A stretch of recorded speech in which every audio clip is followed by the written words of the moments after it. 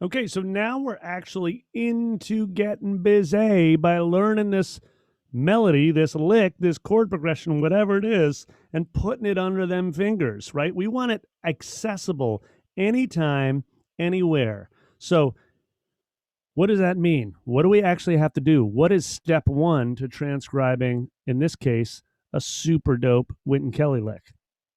Well, it might seem obvious to say, but step number one is you actually have to listen to the thing a lot. So let's just start right away by turning on the track and checking it out a couple times. And to do this, of course, we're going to use our tool. We're going to use AnyTunes to listen over and over and actually kind of start to slow it down, stretch it out, and dig in with these suckers. So I'm pressing play.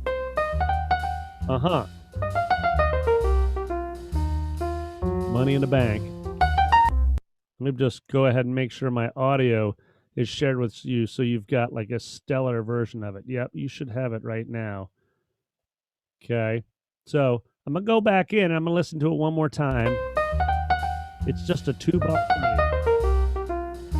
Okay, so I'm going to go ahead and count that. 1, 2, 3, 4, 2, 2, 3, 4, 3, 2, 3, 4, 4, 2, 3, 4. Okay, so first thing I did was just count along. And what I realized is 1, 2, D, D, D, do, da, do, da, da, do, da, da, 1, 2.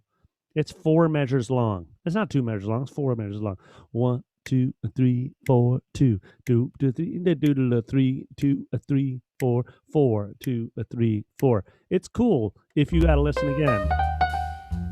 The step one is just kind of figuring out what's the shape of the thing, the lick, the length of the lick that you want to transcribe. Okay, so it's 4 measures long. 1, 2, 3, 4, 2, 2, 3, 4, 2, 3. Right? So it's cool if it takes you a few listens. Listening is good. Listen more than you're comfortable listening to it, right? Listen more than maybe you ever have. That's one of the simplest ways that you can level up your transcribing. Listen more, right? Like we like to say, lead with your ears, right? What you don't want to do is this. Press play. No, that's not it. You don't want to sit down and become a piano pecker where you're just poking at the instrument, hoping that you'll discover the right notes. Right? Why do you not want to do that? Do not do that. It's the number one rookie mistake that most transcribers use. They just start sitting at the piano and poking away. Why do you not want to do that? Because let me explain really quickly how your body is actually processing this and using this sound. First of all, you're leading with your ears. It may seem obvious, but your ears are listening to Wynton Kelly and they're saying, oh, dig it, dude. You really want to be able to play Wynton Kelly. Love it. That thing is just firing you up. You're energized. You're feeling it in your heart. You're just sparking you alive. And you're like, man, I want that. I want that. Let's do it. It goes into your musical mind, and your musical mind is like a file cabinet. Your musical mind is just saying, dig it. That's an amazing sound. Let's codify that sound and get it into the file cabinet so that we can reach in there anytime, pull it out, and then recreate it anytime we want, anywhere we want, right? So here's where you got to be careful. If you press play and you play Wynton Kelly and your mind's like, oh, okay, so that's what we're working on.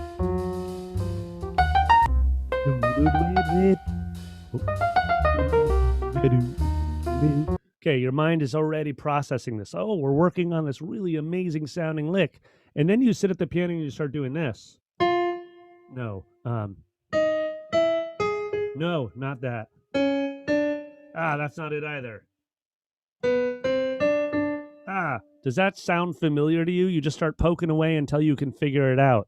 Well, what happens is you're essentially totally confusing your musical mind right now. Your ears are like, wait, I thought we were working on Wynton Kelly, but now your hands have taken over and just started poking at the piano. And it's sort of analogous to looking in that musical file cabinet of yours, pulling all the papers out and just spewing them all over the office, right? Just completely crushing your file cabinet of sound, of jazz licks you got in there. So That might sound abstract to you. You might be like, what, Nate? Now you're just kind of off the deep end. What are you talking about, dude? I just want to learn how to play jazz piano. Well, I'm giving you the keys to the castle right here. Jazz is an oral art form, right? It's an ear before eye approach. It's something that requires an enormous amount of these, right? You have to be comfortable with leading with your ears. It's a folk music, right? It literally, the way jazz has been passed down through generations is through listening, right? It for the longest time there wasn't access to all these tools that would just give us the information on a printed page.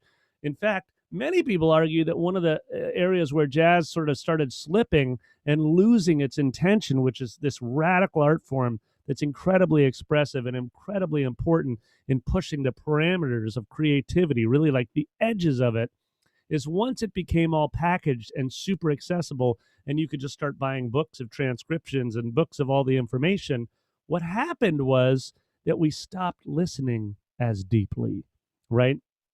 And in fact, this art form works really well in many ways. Things like, YouTube, et cetera, are incredible because it allows us to watch all these amazing performances with really masters of the art form and just to kind of stay in it. It's super engaging.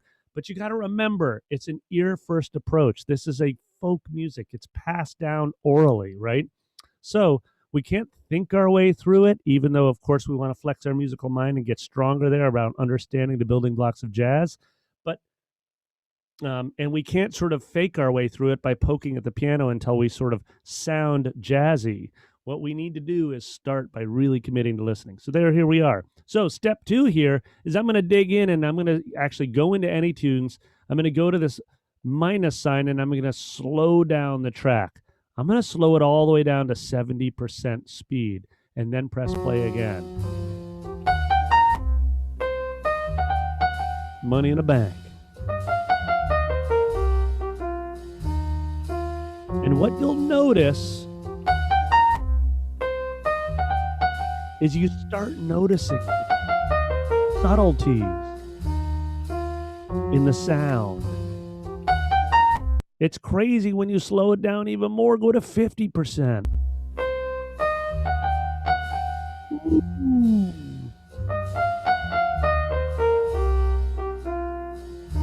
Right? So it's super slow. Okay, now, the next question is, okay, well, what is step 1 of actually applying this to the instrument? Here we go. We're going to focus on 3 areas of a transcribing jazz, right? We're going to focus on melody, we're going to focus on harmony, and then we're going to focus on rhythm, groove, right? Rhythm. So melody is where we're going to start because obviously this is a jazz lick. And in fact, Wynton doesn't really even play any chords in the left hand. This is all right hand wonder. So he's swinging his ass off in the right hand. It's amazing. And the very first thing we're going to do is zero in on one single note. Remember when I talked about hyper focus? Well, that's the ticket. You got to be hyper focused if you want to make transcription easy and most importantly, sustainable. You don't want to just transcribe one lick and be like, whoo, I did it. Check me out. You want to transcribe hundreds of licks. You want to really become one of these jazz pianists that's just got a file cabinet full of ideas. So I'm going to go right to the beginning of the lick. I might go to 75, 80%, and I'm literally just going to see if I can sing the first note. Booty. Maybe I'll sing the first 2 notes. Bodie, Bodie. It's a little out of my range to go up where he's actually playing it. Bo. So I'm going to even listen one more time. Notice, all I have to do is hit the back arrow, right? I'm just hitting the back arrow to go to A. I'm not playing it more than I need to. Right now is where you zero in. You zero in on just a single piece of information you want to gather. Bo, bo, bo. It doesn't matter if you're a good singer or you just suck at singing. I do not consider, you're not going to hear me singing on gigs that often, okay? But sing anyways. Nobody's listening. No one cares. It's your journey. It's your jazz journey. It's nobody else's. Bo. At this point, you can go to the instrument and be like, Bo. What note is that? Nope. Play it again. Bo. It's in C. And softly as in a morning sunrise, you can just do a Google search and find a chart. If you just search the tune and look under images, and you'll see a lead sheet for, and you'll see it's in C. Again, our interest isn't in finding a piece of sheet music. We want to become transcribers. We want to become masters of using our ear, an ear first approach. But now I have the first note. And I'm going to go ahead now and just try to sing the first lick. So the first little micro phrase within this lick. And I'm going to slow it down even more. Now I'm down to the 60%. It doesn't even sound like Wynton anymore. Bo, bo, bo, bwee, bwee. Let's try again. Bo, bo, bwee, bwee. So I'm literally going to sing this. It doesn't matter, dude, if you need to listen to it 30 times to be able to sing bo, bo. Or you can sing it down and bo, bo, bo, bo, bwee, bwee. Whatever you got to do is fine. But remember, you got to press play instead of poke at the piano. Press play, listen, and sing. So now we've got our first lick. Bo, bo, bwee, bwee. Bo. Okay, now you're like, Nate, how do you just automatically know what that interval is? Well, that's what's called ear training, interval ear training. Maybe I'll post some other videos in the future just about how to strengthen your ear for you. But we're already doing that work anyways. We got tons of ear training work to do. And so, put in the comments if you want to hear more about that, and I'll hook you up. So check it out. Bo, bo, weep, weep. I'm always going to lead with listening. I'm checking my ear. Bo, bo, weep, weep. Dig it? So that's the lick. Now what I can do is I can just speed it up a little bit. Have some fun. And maybe what I'll do is I'll just kick our loop point right here and play just that lick a couple times.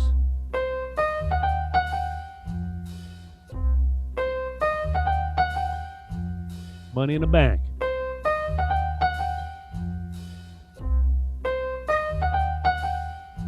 Cool. So now I've got this first phrase, and you're actually already, if you've followed me this far and you're actually doing these steps, you're listening more than you want to, you're waiting to play the instrument, you're focused on listening first and leading with your ears, then singing it. By the way, when you listen and sing, you are staying focused on that musical mind, being clear, understanding exactly what you're working on. That is a key step in this process. If you want to get good at this, you have to be very focused on this. I remember one of my first lessons, not one of my first lessons, but one of the times in my life as a jazz piano, student. Of course, I'm still one now at 51, but I mean, when I was studying all the time and in the shed 12 hours a day, I was studying with this great piano player named Bill Carruthers. And Bill was he is still kind of a sort of a fascinating dude, can be kind of abstract at times, but in fact, he's just very focused on what this art form is all about. Number one, being hyper creative, lead with your unique self. Number two, always focused on ears. And we used to sit down and he would kneel in front of a speaker and he'd be playing, who were we playing? Can't remember. Trumpet player. Anyways, can't remember exactly who we were transcribing at the time, but it would just be like, and he would sit down there and he would just play it over and over and sing the entire solo. He would sing licks, he would sing the solo, and this would be our piano lesson. We wouldn't even be sitting at the piano.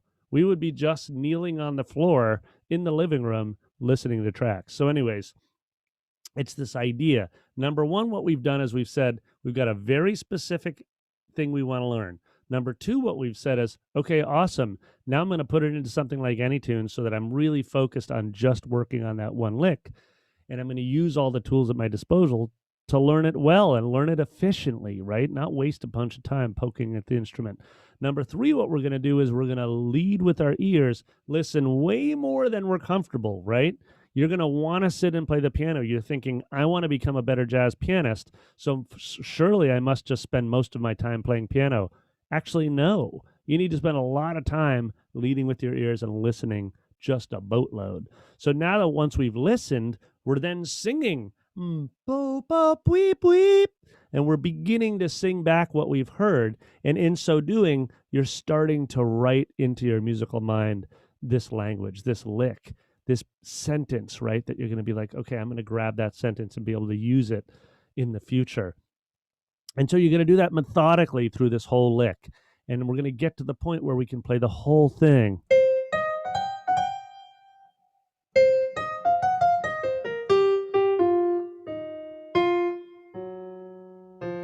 Right? So now, how fast does it take you to actually get to that point? Well, it could take you hours to do that. And that would be just fine because that's just where you are right now. It could take you days. You might only get on night one, and then night two, you get, and then on night three, you get. So you got to spend days to get to the point of this one lick. Here's the key with that. Do not judge where you are. You are only where you are, and that's exactly where you're supposed to be, right? Instead, just be right here with where you can actually hear, be here, and be patient enough with yourself to sing the lick back, and then be patient enough to take it one morsel at a time until you can string together that entire lick.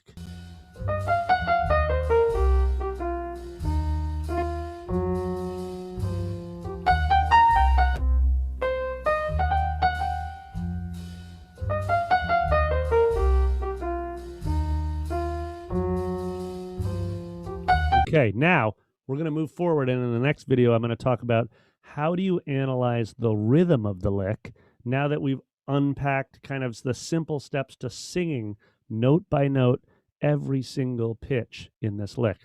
Let's dive into rhythm next.